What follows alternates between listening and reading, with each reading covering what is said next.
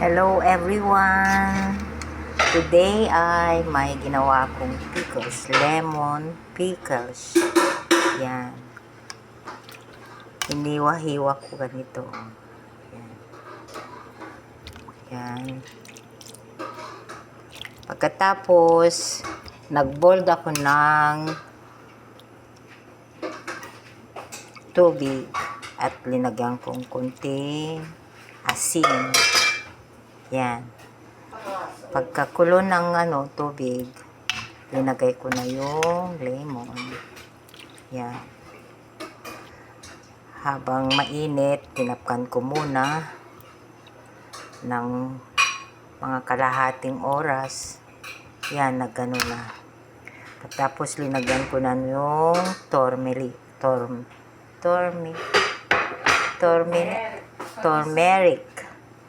Tapos, saka yung black sesame. Ayan. Kaya ganito ang niya. Pagkatapos, ilagay ko na sa, yan, dyan ko paglagyan. Sa butter.